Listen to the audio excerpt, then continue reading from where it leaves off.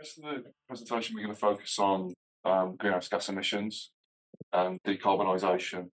The first section of this will look at the current state of play, if you like, and the industry footprint as it currently is, and has that changed in recent years.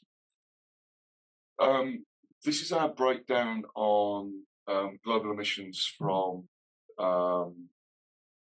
base, precious and bulks. So we're not including aluminium in this simply because it blows everything out.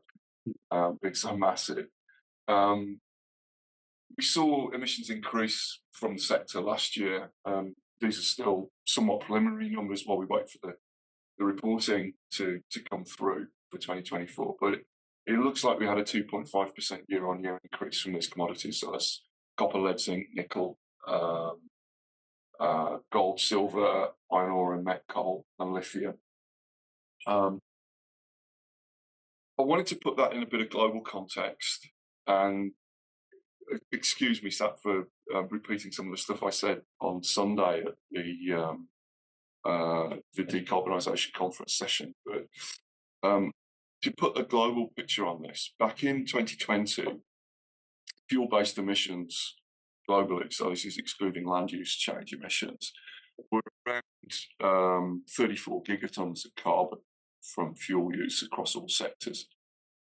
In order to be on target for net zero in 2050, we'd have to be aiming to get carbon emissions down to around 21 gigatons in 2030. So 34 down to 21 over the course of 10 years. Last year, the estimates are coming in at 37 gigatons. So we've gone up in the interim. It means we've got a 40% reduction to make before 2030. So as a global economy, I don't think that's going to happen. To be state something quite obvious, really, that is not going to happen. So our sector is obviously unique. It's got its own set of drivers, but on the face of it, this doesn't look great, and it looks like we're increasing emissions in line with the global economy as a whole.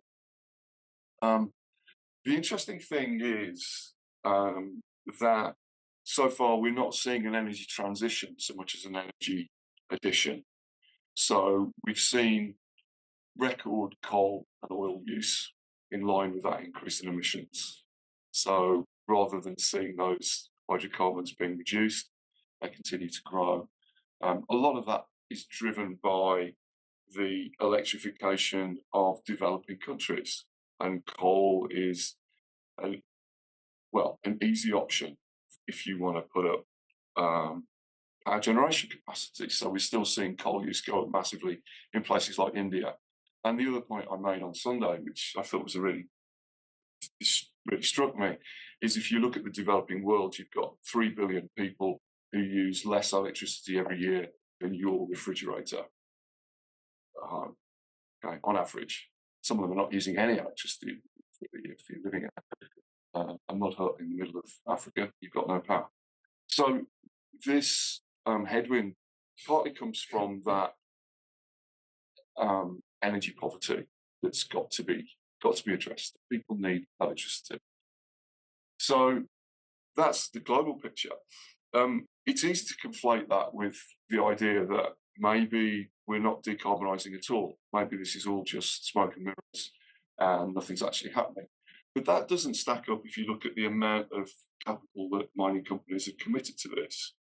And also, one of the points I'm going to come on to as we go through this is that the mining companies have so far looked for things they can do to decarbonise that are effectively cost neutral or NPV neutral to them. And that's been a huge underpinning to the decarbonisation plans that they've put in place so far. We're coming to a real switch point around 2030 as some of the easy gains on decarbonisation that the mining companies are making in the meantime start to disappear, and you're then into more difficult scope 1 decarbonisation.